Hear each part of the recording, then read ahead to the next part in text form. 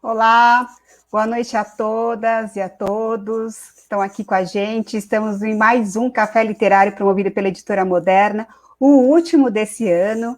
Já quero começar agradecendo primeiro a Editora Moderna por esse convite, que me possibilita conversar com tanta gente querida, tantas pessoas que eu admiro, como também o convidado de hoje.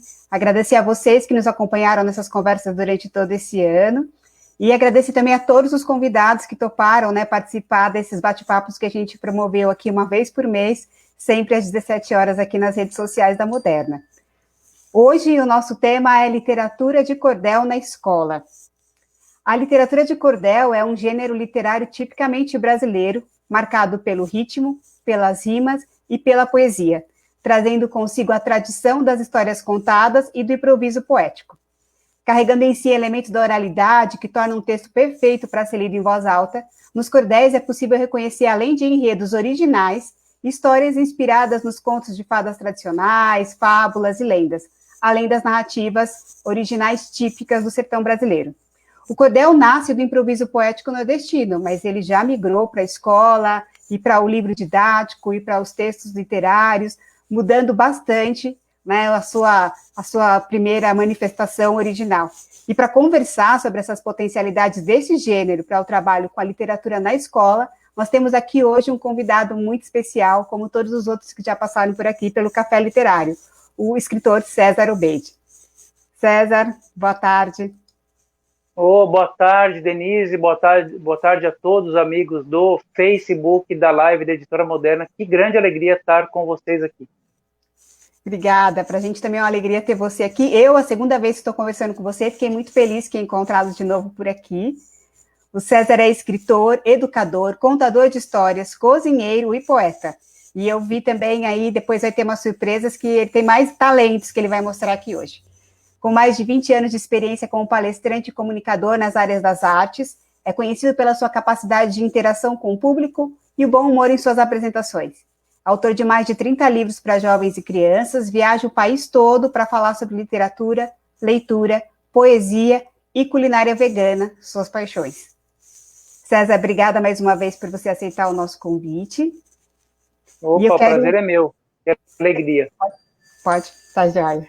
César, eu quero aproveitar, antes de começar já a nossa conversa, dizer que durante a nossa transmissão, o tempo inteiro hoje, a gente vai divulgar uma pesquisa para você que está nos assistindo, mas ajudar a gente a montar a programação do Café Literário de 2021.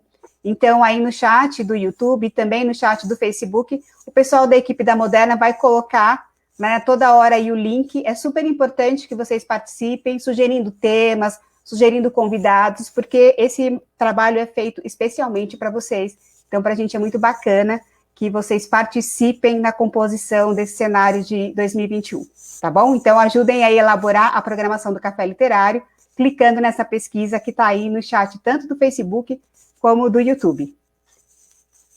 César, eu quero começar, antes de começar o Café Literário, a gente sempre prepara um roteiro.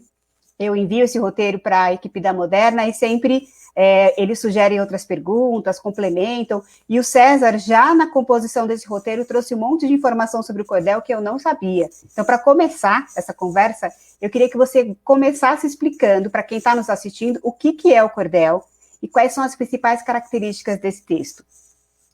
Legal, Denise. É importante a gente saber que há duas manifestações que não são idênticas e se confundem. Uma é quando você me pergunta o que é o cordel, e a outra é qual é a origem do nome literatura de cordel, ou mesmo a origem da própria manifestação. Quando a gente fala literatura de cordel no Brasil, nós estamos nos referindo a uma forma poética, a um arsenal poético com diversas modalidades de estrofe.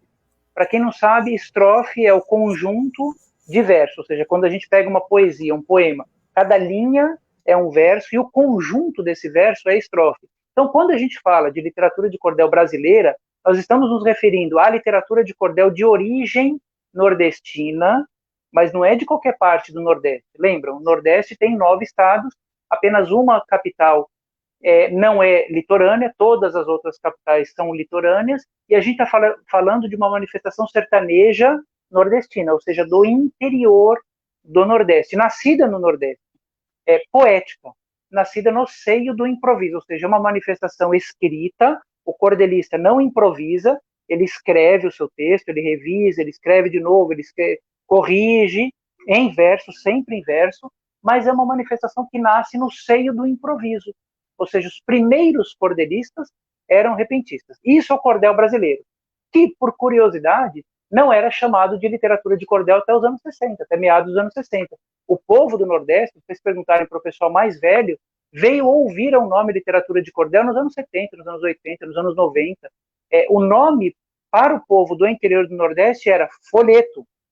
Vem cá, menino, vamos ler um folheto. Ou, meu pai me leve à feira para comprar um romance. Romance é o outro nome dado pelo povo nordestino. O nome cordel não tem a ver com a manifestação. O nome cordel, aí eu já estou falando de outra coisa, vem de Portugal, porque em Portugal, no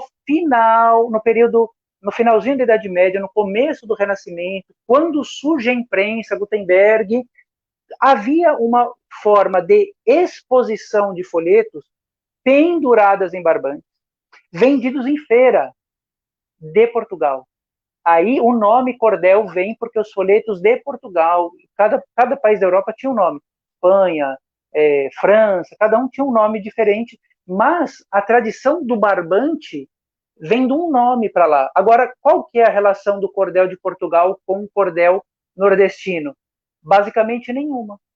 O cordel de Portugal, no cordel de Portugal, você poderia ter poesia solta, você poderia ter peça de teatro, receita, manifestos da igreja protestante foram expostos em feiras, pendurados em barbante, peças do Gil Vicente, parte delas foi publicada na forma de cordel. Não estou querendo dizer que Gil Vicente era cordelista nordestino, mas essa produção foi feita nessa forma de exposição. Como a gente está falando de uma manifestação de cultura popular, de tradições orais, e sempre houve um preconceito com relação a isso, a gente confunde tudo, bota no mesmo balaio e diz barbaridades, como, por exemplo, o cordel tem esse nome porque os folhetos são pendurados em barbantes expostos em feiras do Nordeste. Ou seja, estamos resumindo esse arsenal poético que eu estava falando. Que modalidades nós temos no cordel? Sextilhas, estrofes de 6 versos. Setilha, estrofes de 7. Oitavas, décimas, com métricas variáveis, métrica de 5 sílabas do galope à beira-mar, métrica de 7 sílabas, as redondilhas maiores, métricas decassilábicas. E agora começa a entrar no cordel a métrica de 4 sílabas ainda, mas é muito tímido ainda, não poderia dizer que firmou essa tradição. Ou seja, estamos falando de uma manifestação no Brasil extremamente poética, usando as mesmas modalidades da cantoria de viola do interior do Nordeste, que pelo processo migratório toma o Brasil inteiro. Então eu estou fazendo essa explicação um pouco longa, eu poderia ter falado simplesmente que o cordel era poesia popular brasileira, rimada e metrificada, mas para dar esse contexto. E como a gente está falando em sala de aula, há muitos professores ainda que leem nos livros didáticos esses equívocos, e espero que seja a hora de não fazermos mais esse equívoco, até para poder valorizar a nossa tradição poética brasileira, nordestina, sertaneja. Não, César, a explicação não foi grande, não, pelo menos para mim, não. Eu acho que é muito bacana, quando a gente está falando especificamente de um gênero, né, aqui trazer também o que caracteriza esse gênero, que às vezes a gente sabe que a língua é dinâmica, né, que a nossa comunicação é viva, que ela muda, mas existem algumas coisas que precisam ser explicadas, até acho que é interessante para a gente saber essa diferenciação que você trouxe entre esse nome cordel, né, entre a poesia feita no Brasil, falou de Nordeste, aí as distinções, não é Nordeste todo, Sertão do Nordeste, então você foi pontuando alguns aspectos que acho que são muito importantes quando a gente vai falar de um texto com essas características, são características que são muito marcadas, né, e que a gente... Você, por exemplo, tem muitos livros em que você utiliza a estrutura de cordel para contar histórias, como o Minhas Rimas de Cordel, o Rimas Animais, os 2 publicados pela Editora Moderna. E como é que se deu essa sua aproximação com o cordel? Né? Foi por meio da cantoria de... Pode falar. Opa, então eu quero saber de onde veio essa sua aproximação com esse gênero e de onde veio esse seu interesse em publicar histórias nesse formato. Muito bem. Denise, só para o pessoal ter uma ideia, eu já publiquei 35 livros, 11 deles são na forma de cordel, ou seja, principalmente no meu começo da publicação, a minha publicação era quase que exclusivamente feita com cordel. Dos 35, 11 são na forma de cordel. Então isso prova o meu envolvimento muito profundo com essa forma poética. Eu conheci o cordel por meio dos cantadores de viola repentistas, e é o meu foco de estudo. Eu sempre tive interesse nessa poesia improvisada, nesse canto improvisado, mas estudando os repentistas, eu fui conhecer a forma poética impressa, que era a literatura de cordel. E achei aquilo muito interessante. À época, eu tinha 21 anos, eu fazia teatro, e aí eu estudava dramaturgia, né? Eu fazia curso de dramaturgia, seminário de dramaturgia. Eu vi que eu poderia escrever histórias com narrativas em versos muito próximas da literatura de cordel. Foi quando que, aos 21 anos, eu criei espetáculos chamados Teatro de Cordel, e aí eu fui fazendo histórias para crianças e jovens. Não sou nordestino, sou de família síria, meu pai era sírio, minha mãe era neta de sírio, vim conhecer o cordel com 19 anos, vim conhecer o repente com 19 anos, mas digo para vocês uma coisa, eu aprendi a fazer tanto a poesia improvisada quanto a poesia escrita da mesma maneira do que qualquer poeta tradicional faz. Como que é essa maneira? Não é pela gramática.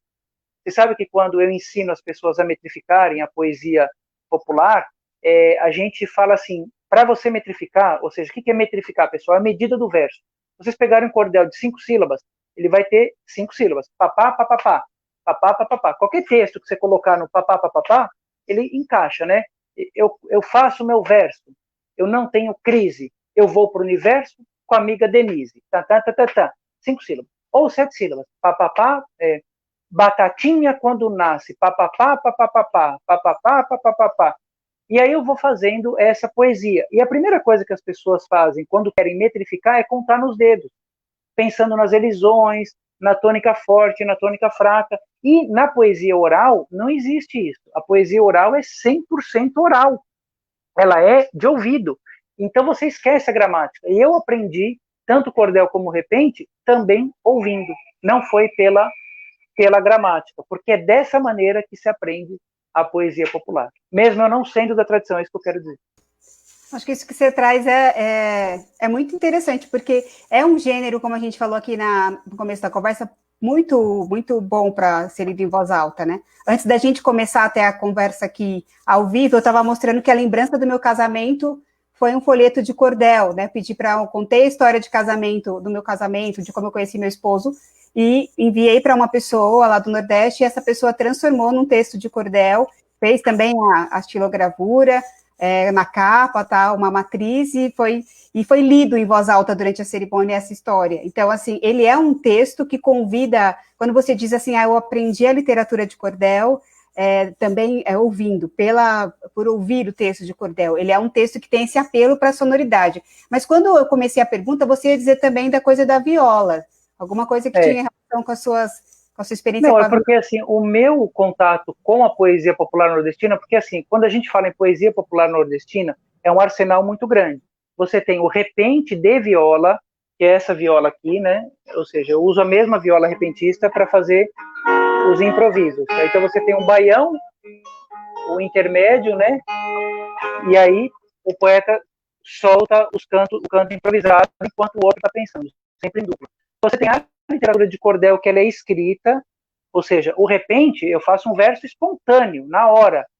O que sair, saiu, não tem como voltar atrás. O cordel, eu falo, poxa, essa rima não está legal, essa métrica não está bacana, a tônica dentro do verso eu posso melhorar. Quando eu falo em poéticas nordestinas do interior, eu posso falar da embolada, que é aquele improviso feito de pandeiro.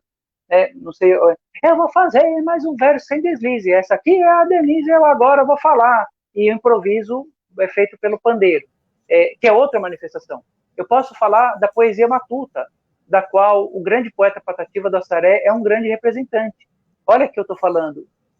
Eu estou falando de um outro gênero chamado poesia matuta, da qual Patativa do Assaré é um grande representante. Patativa do Assaré fez cordel, mas o que nós conhecemos do Patativa do Assaré não é cordel, é poesia matuta. E as pessoas confundem. Então, muitas vezes pegam um poema matuto, que é um outro gênero da cultura popular, todo poeta popular sabe disso. Não, poesia matuta tem as regras da poesia matuta, que não são as regras do cordel. A embolada tem as regras da embolada, que não são as regras do cordel. A cantoria de viola tem as regras da cantoria de viola, que são as regras do cordel. Então, o cordel é conectado com a cantoria de viola. Mas, como para gente que é do Sul, que ainda não, mesmo quem é nordestino, muitas vezes não necessariamente precisa saber, como é uma coisa muito específica de uma tradição, do interior, de quem gosta de cantoria, de quem conhece cordel, as pessoas confundem muito. E aí mistura poesia matuta com embolada, com cordel, com vaquejada, com forró, e aí vira aquele caldeirão todo. Então, eu me conectei sempre, até hoje, com a cantoria de viola. Vou trazer uma pergunta aqui que o Silvio, ele está fazendo pelo nosso canal, pelo canal da Moderna no YouTube. Ele está perguntando assim, você falou da poesia matuta e do cordel, ele queria saber a diferença, você disse que são diferentes. Dá para você falar para a gente qual que é a diferença? A diferença básica é que, assim, você vai pegar um cordel, o Silvio está perguntando, né?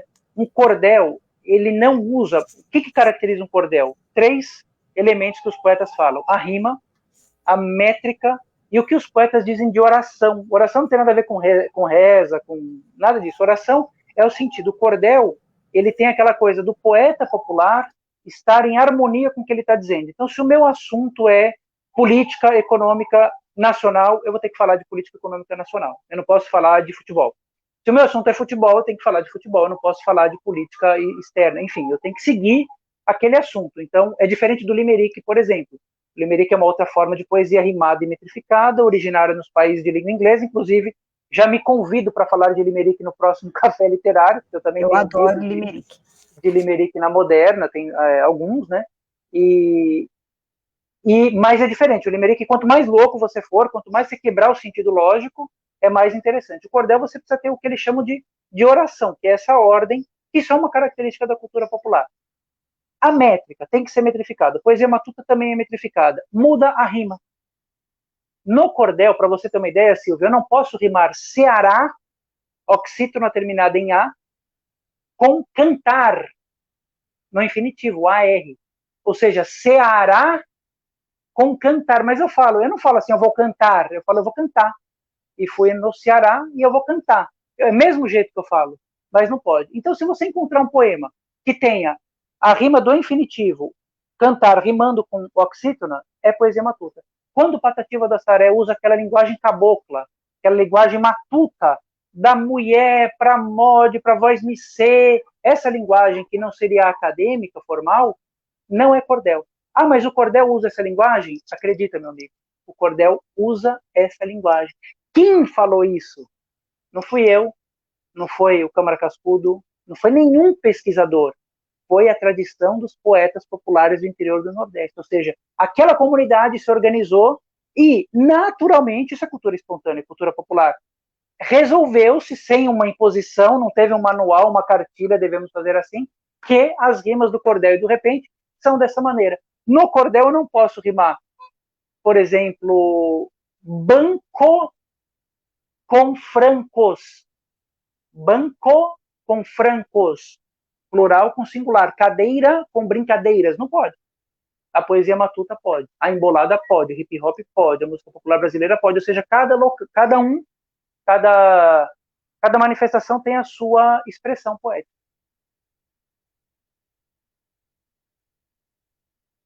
Não estou te ouvindo, Denise. Seu som está desligado. O Silvio colocou aqui, agradecendo a sua explicação. Disse que entendeu agora.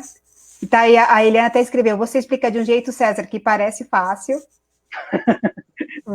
Que bom, né? Bom. Agora, César, pensando qual seria... A gente tem um público grande que assiste o Café Literário, que é formado por educadores. Na sua visão, qual seria a melhor maneira de explorar a literatura, né, a leitura desse tipo de texto na sala de aula, da literatura de cordel?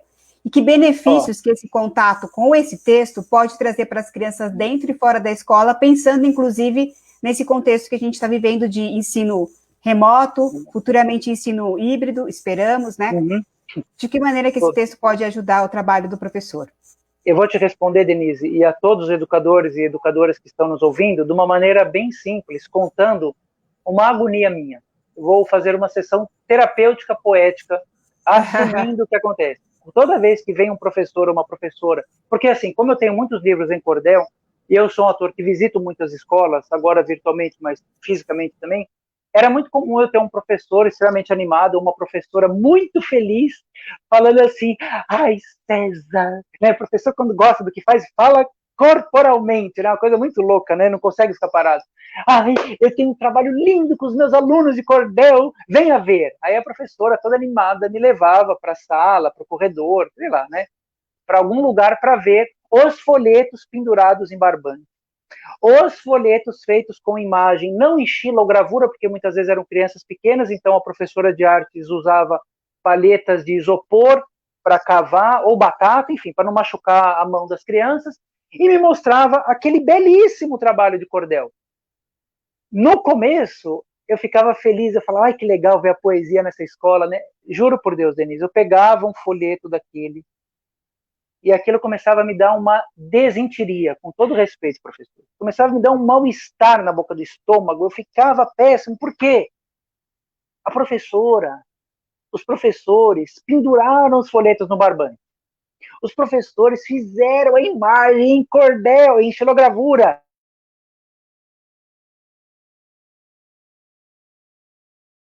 Pô, a conexão do César aqui, a gente continua enquanto ele voltar. Vou fazer, inclusive, esse comentário que o César trouxe aqui para a gente sobre esse trabalho. Ele tem uma experiência muito grande dentro das escolas, e acho que ele vai trazer aí na fala, quando ele voltar, eu quero, inclusive, ver se é isso que acontece também com ele, que às vezes, no trabalho do professor em sala de aula, há uma preocupação muito grande, né, com a forma, e uma preocupação menor com a experiência da leitura e do contato com esse tipo de texto, né? Às vezes, quando eu trabalho com formação de professores, é comum que o professor vai explorar um determinado gênero com os seus alunos, ele se preocupe muito em definir as características do gênero.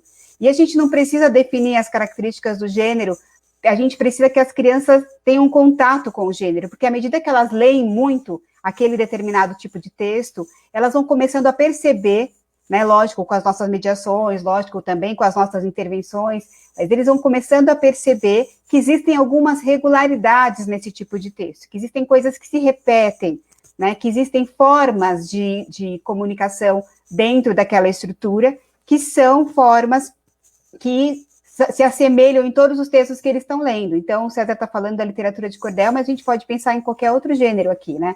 Ah, vou ler contos de encantamento, vou ler receita, né? Se a gente não for falar de literatura, existem essas formas estáveis e que as crianças vão percebendo, opa, tô lendo uma, tô lendo duas, tô lendo três, tô vendo que isso acontece sempre em todos os textos, tá aparecendo sempre a mesma estrutura. Então, o conhecimento sobre aquele tipo de texto, ele vai se dando com a experiência de contato com esse texto. E às vezes é comum que a gente tenha um trabalho que as crianças façam uma capa linda, tenha um material com a ilustração super bonita, mas a discussão e a apropriação desse tipo de texto acaba ficando em segundo plano. Eu não sei se é isso que o César ia falar, é que a gente está vendo aqui se ele vai conseguir entrar, porque tem um probleminha de conexão, mas é um aspecto para a gente chamar atenção. E eu não queria deixar de convidar todo mundo que está nos assistindo. A Moderna está colocando aí no Facebook e também no YouTube um link para uma pesquisa que é para vocês ajudarem a gente a elaborar a programação do Café Literário do ano que vem. Então, esse já é o terceiro ano nosso aqui de Café Literário. São 3 anos com essas conversas com autores convidados pela Editora Moderna para conversar com a gente sobre diferentes temas. E a gente quer contar agora com a colaboração de vocês, de poderem, né, entrar nesse link que está aí, que a gente está colocando na tela, mas que também está sendo colocado nos comentários do Facebook e do YouTube, para que vocês possam acessar essa pesquisa e responder para a gente sugerindo temas, sugerindo convidados para a programação do Café Literário do ano que vem. Então, fica o convite para todo mundo que está nos assistindo. Quanto mais vocês oferecerem indicações, sugestões, tanto mais a programação vai se aproximar daquilo que é esperado para vocês, porque esse é um trabalho feito pela Editora Moderna para vocês, para quem está nos assistindo, para quem está aqui com a gente, tá bom? Quero compartilhar alguns comentários que estão aparecendo aqui. A Mirtes Cruz, que está aqui no Face, vou colocar aqui para a gente ver na tela. A Mirtes está comentando aqui, trabalhamos vários gêneros literários na educação infantil, na biblioteca e nas salas de aula. E a Francisca, pelo YouTube, está comentando com a gente que ela é nordestina e que é apaixonada pela literatura de cordel e o repente, para ela, são apaixonantes. César, você voltou aqui, Antes de não você sei, eu voltar... não sei se eu voltei, mas eu estou aqui. Você voltou, né? A gente está para César, você está aí. Mas eu queria Fui só eu quem aproveitar... caí, porque tinha caído a tua imagem, mas tudo bem, né? Mas deixa eu te aproveitar e comentar com você o que eu disse aqui enquanto você estava fora, e que eu estava Uhum. dizendo para quem estava nos assistindo, que muitas vezes no trabalho com a escola se preocupa demais com a casca e menos com a possibilidade das crianças terem muito contato com aquele texto. Porque você falou no início da tua explanação que você aprendeu o cordel ouvindo o cordel. Então, às vezes, há uma preocupação em criar uma forma que seja atrativa, que seja expositiva, até para comunicar para a comunidade o trabalho, mas as crianças precisam ter contato com o texto, né? Precisam experimentar, ler, ouvir, né? Entendi. Agora eu lembrei o que eu estava falando, Denise, posso seguir daqui? Pode, Aí claro. chegava a professora animada e me mostrava, eu não sei que parte vocês ouviram, né? Ela falava, vem ver o trabalho de cordel. Eu olhava e não tinha, estava pendurado no barbante, tinha imagem de xilogravura, mas não tinha poesia. Gente, o que define o cordel é o texto rimado e metrificado. Você não pode dizer assim, eu não vou trabalhar a métrica no cordel porque os meus alunos são pequenos e não sabem metrificar. Gente, eu sinto muito em dizer assim, então se é desse jeito, eu não trabalho cordel. O que eu acho que seria uma grande perda, porque assim, a métrica, vou contar uma história, para leitura eu dou lanterna, no café que dá moderna e vou fazer. Ou seja, esse ritmo da poesia faz com que o aluno aprenda a escrever. Eu, quando faço os meus cursos de cordel, o slogan, assim, vamos dizer, a chamada é transforme os seus alunos em verdadeiros poetas. Cordel não é pendurar no barbante, pessoal. Põe uma coisa no coração de vocês. Não é pendurar no barbante. A xilogravura é associada ao cordel, mas não define o cordel. Você pode ter um cordel que não é em xilogravura. O que define o cordel é a poesia. Cestilha, cetilha, oitava, décima, martelo, 5 sílabas, 7 sílabas, 10 sílabas, isso é o que define o cordel. Então, para trabalhar o cordel em sala de aula, primeiro, professor, tem que metrificar. Sinto muito que você acha que é muito difícil. E eu digo para você, eu ensino você a metrificar em 20 minutos. Depois que você aprender a metrificar, você não vai querer mais parar de metrificar, porque você vai ver que a poesia metrificada facilita com que você vai ensinar para o seu aluno e ele vai começar a produzir. É muito mais difícil, pessoal, um aluno escrever um poema sem métrica e sem a posição de rimas definida do que metrificado. Metrificado é muito mais fácil. Então, em sala de aula, tem que metrificar. Eu recomendo as 7 sílabas, que é a mais conhecida. Por exemplo, só uma coisa, Denise, você está me ouvindo aí? Porque às vezes tá tudo bem, ouvindo, né? Sim, tá sim. Tá. Por exemplo, versos de 7 sílabas. Olha como só as 7 sílabas, as redondilhas maiores, fazem parte da cultura popular brasileira. Água mole em pedra dura, tanto bate até que fura. 7 sílabas. Né? Terezinha de Jesus, abre a porta e vê quem é. 7 sílabas. A barata diz que tem 7 saias de filó. 7 sílabas. Ou seja, as 7 sílabas estão presentes na cultura popular brasileira. Não tem dificuldade, como no Limerick tem 8 sílabas e 5. As 8 sílabas são presentes nos países de língua inglesa. Ou seja, já temos as 7 sílabas aqui. Para que inventar moda? E aí vem o professor e fala, mas eles são muito pequenos, para que eu vou metrificar? E mais, cordel é cultura popular, não precisa dessa exigência. Aí a gente perpetua mais uma vez o descaso com as tradições. E perpetuamos mais uma vez o descaso com o espontâneo, com o natural. E valorizamos, por exemplo, há uma valorização excessiva na escola das formas europeias de poesia, como, por exemplo, o soneto. Pegar no Fundamental 2 já vira o soneto. O que é um soneto? 2 quartetos e 2 tercetos. 2 quartetos e 2 tercetos. Você pega um galope à beira-mar do cordel, que são estrofes de 10 versos, e cada verso tem 2 redondilhas menores de 5. Gente, vai fazer um negócio desse. Você pega um martelo agalopado, que são 10 versos, métrica de decassílabo. Eu já faço aqui o meu martelo, lalaiá, lalaiá, laiá, laiá. Isso é trabalhar o cordel em sala de aula. Não é pendurar em barbante. Não é fazer xilogravura. Pode fazer xilogravura e pode pendurar em barbante. Lindo, se quer essa estética, como você falou muito bem, faça, mas não esqueça a poesia. E rimas perfeitas. A rima é combinação de som, né? Então você pode ter a rima imperfeita, ora com viola, mais ou menos o mesmo som, cadeiras com brincadeira, mais ou menos o mesmo som, rima. No cordel não pode. No cordel é rima perfeita. O mesmo som, não a mesma grafia. Mesa, rima com beleza. Então a primeira coisa é metrificar. Agora, pessoal, entenda uma coisa, não sou eu que estou falando isso. É assim. A tradição dos poetas populares do Nordeste diz que é assim. Quem falou que o baião de 2 nordestino vai com coentro? Não sei. Mas se você perguntar para qualquer pessoa que faz baião de 2, ela vai por coentro. Ah, mas eu quero fazer com manjericão. Pode, pode. Mas não é com coentro. Eu sou de família árabe, nós fazemos quibe. O quibe é com hortelã. Pode pôr manjericão? Pode, mas não deixa de ser quibe se vai manjericão. É com hortelã, não tem jeito, gente. Isso é tradição. E valorizar a tradição é valorizar o regional. Valorizar a tradição é valorizar o diverso. A gente não fala tanto em diversidade? Cadê o diverso? Agora botar tudo no mesmo saco, como quem diz, não preciso me preocupar com isso, dói meu coração, gente. Com todo respeito, dói meu coração.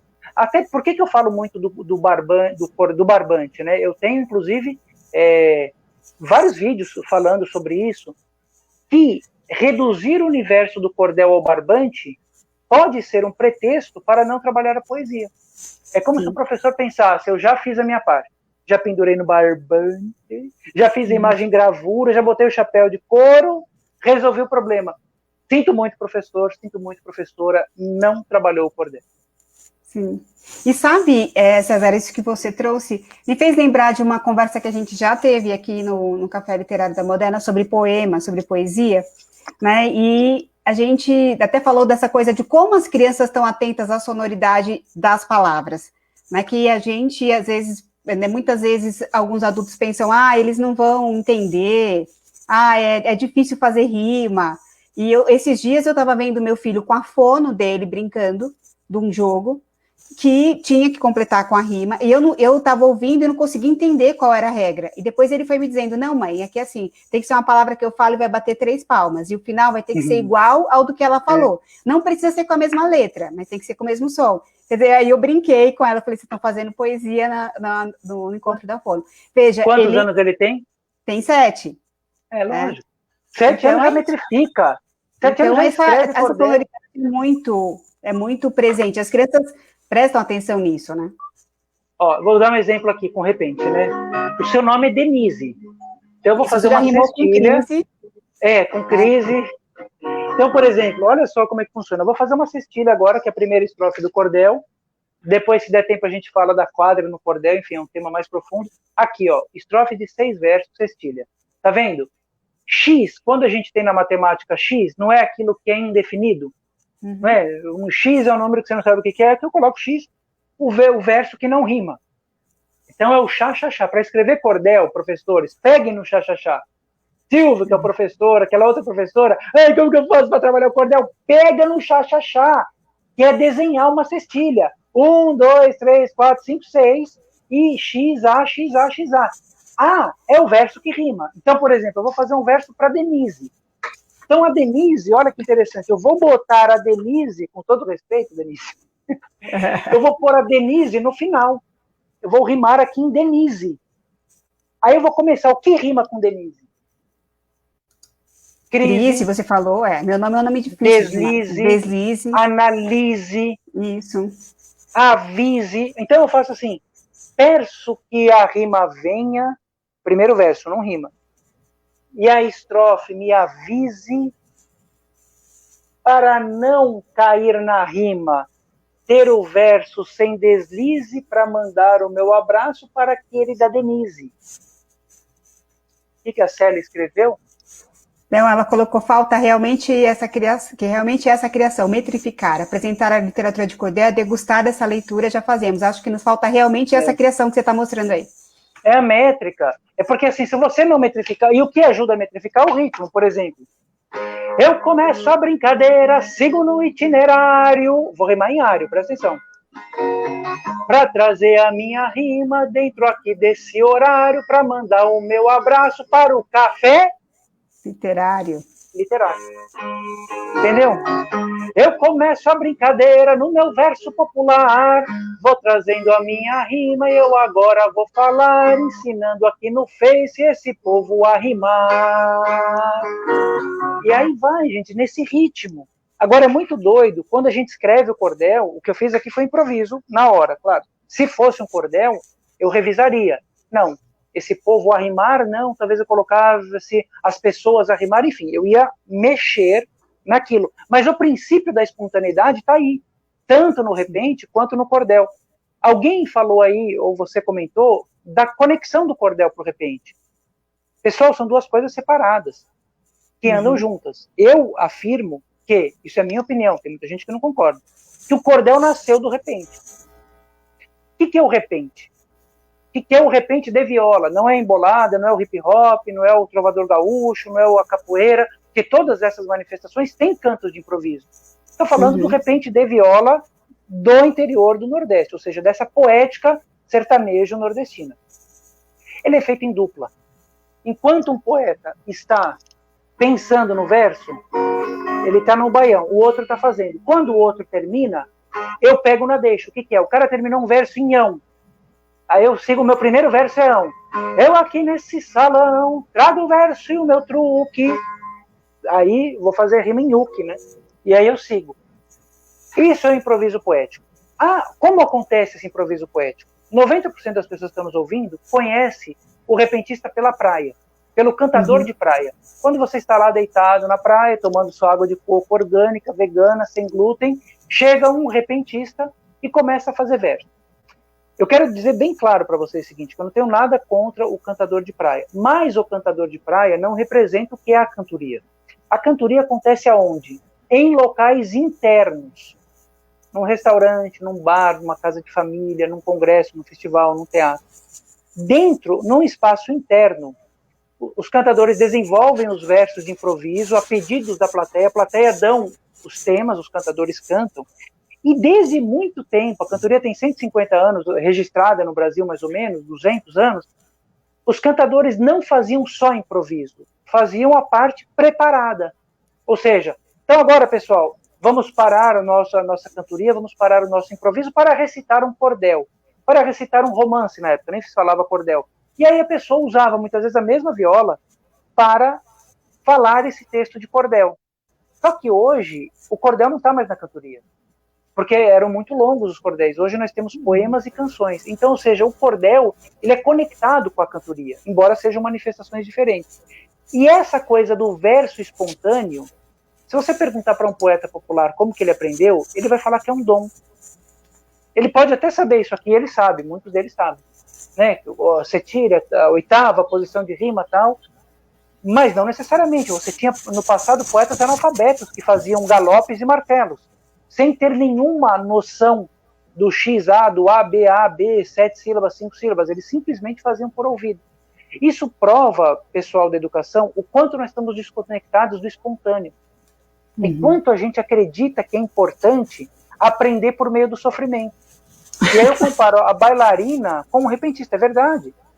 Tem uma foto na internet de uma bailarina, ela está com a postura de ponta do pé, um pé dela está com a sapatilha de cetim, linda e maravilhosa, o outro está cheio de remendo, esparadrapo, band-aid, está toda ferrada de calo, pé vermelho.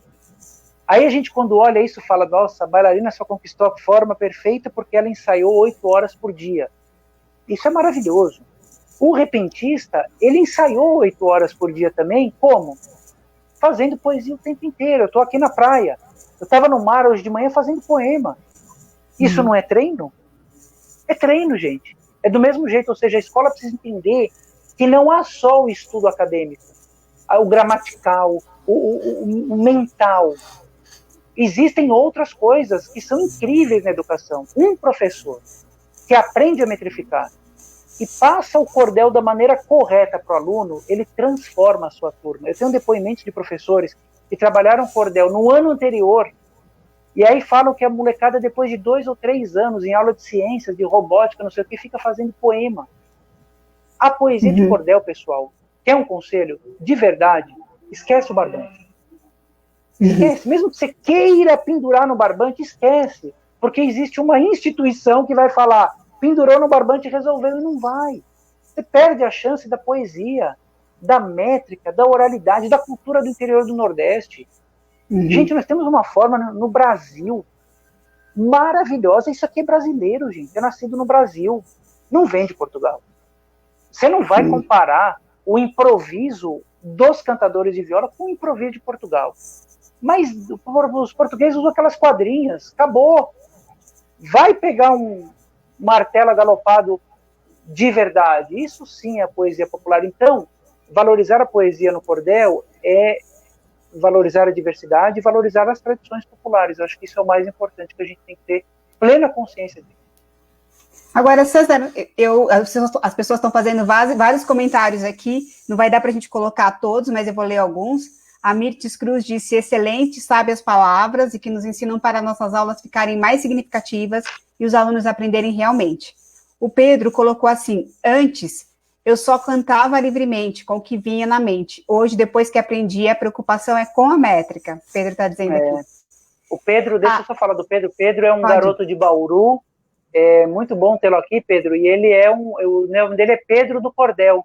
Ele é do interior de São Paulo e ele é um apaixonado pela cultura do cordel, um grande artista, cantor, compositor, poeta.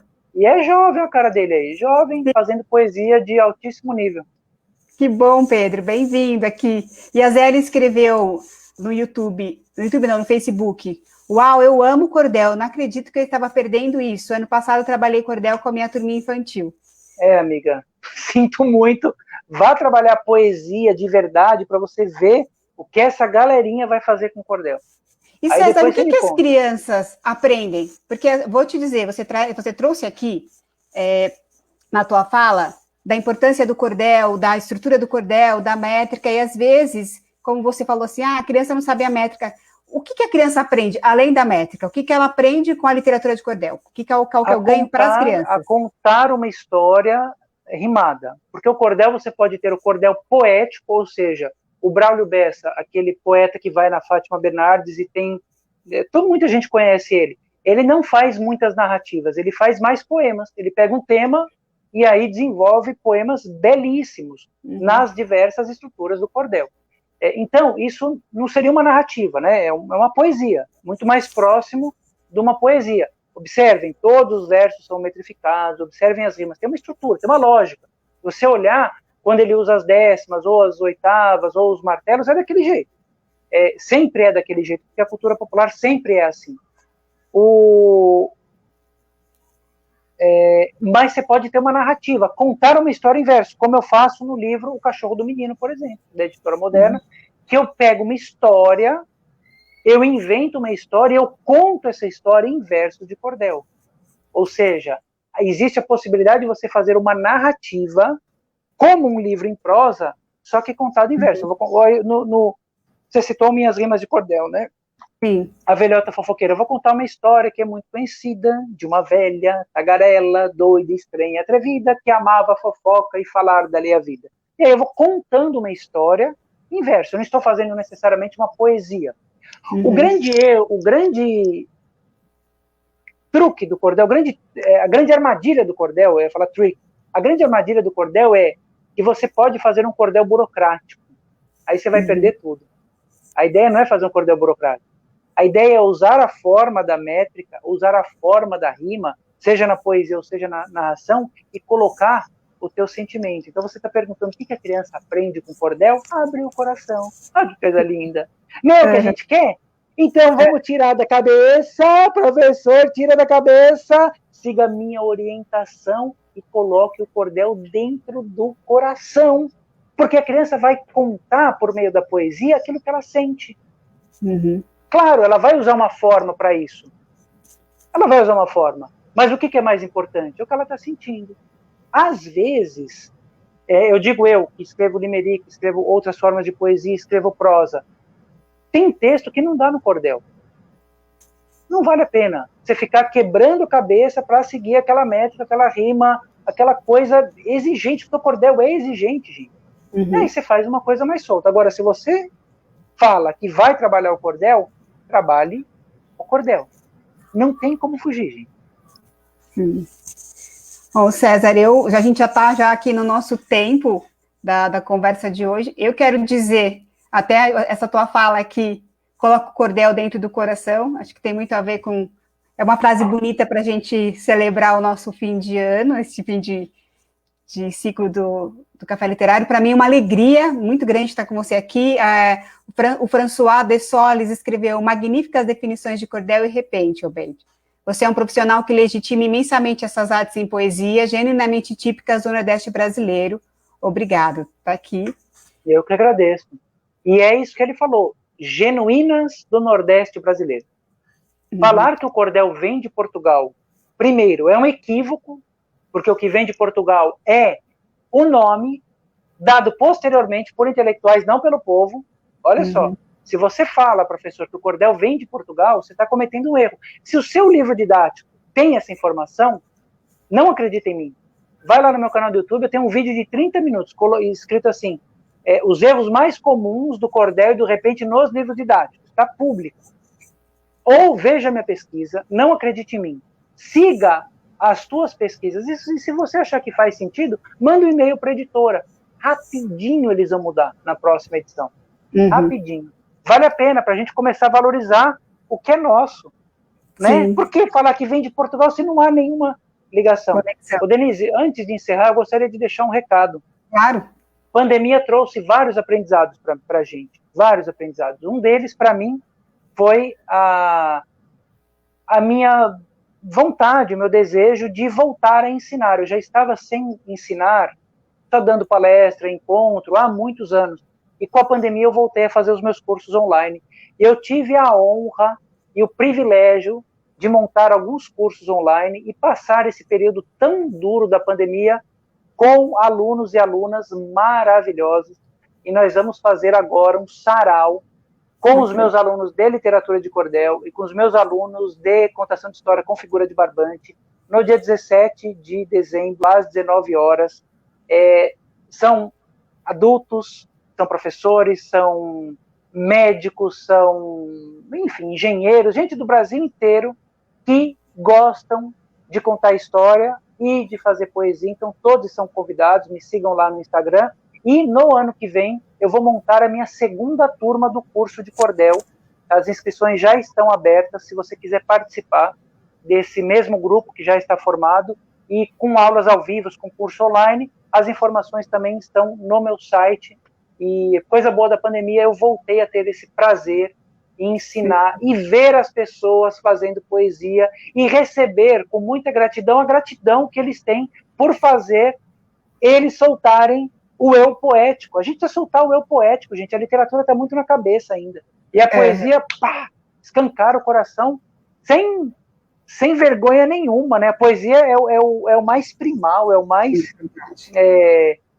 enfim, é o mais instintivo, né? Aquilo que... Tudo bem que existe uma métrica, uma forma, mas a forma nunca ela vai ser maior do que o que você quer dizer. Nunca.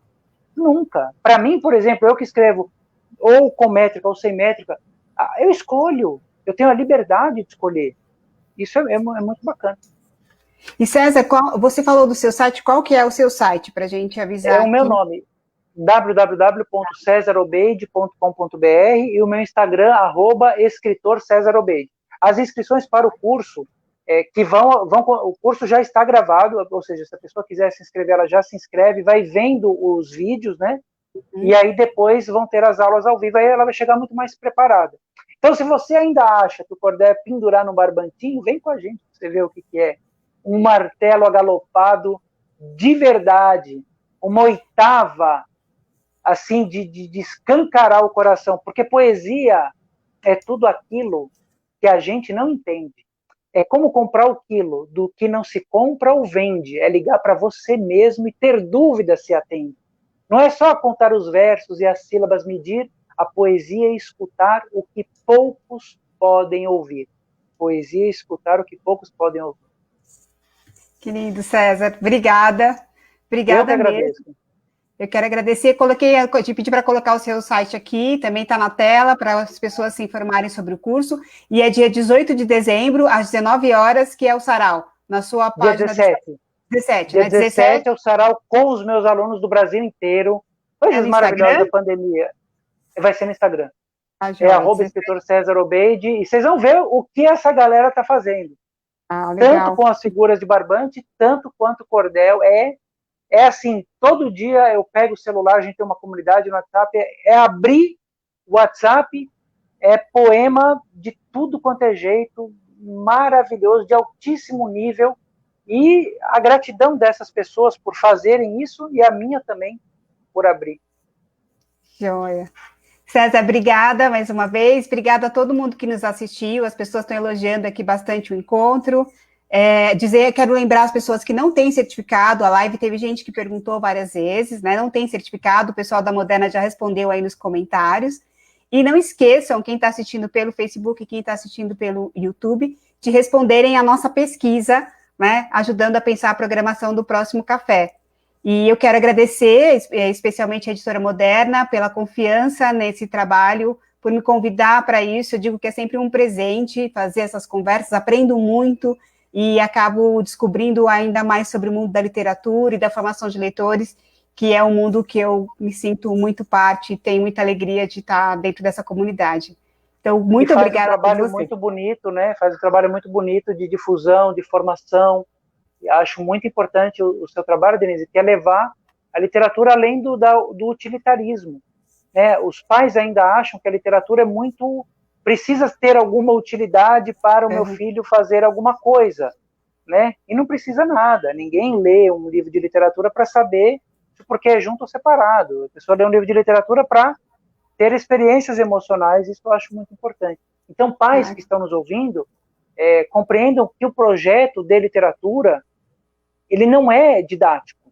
Ele não é para saber cuidar do meio ambiente ou escovar o dente ou fazer coleta seletiva. Tudo isso pode estar agregado, mas ele é um pouco além dessa coisa mais utilitarista, né? Sim, é verdade. Obrigada, César. Obrigada mesmo. Imagina, obrigado a vocês, viu? Obrigada e uma boa tarde a todos e até o ano que vem. Tchau, pessoal. Até o ano que vem. Tchau.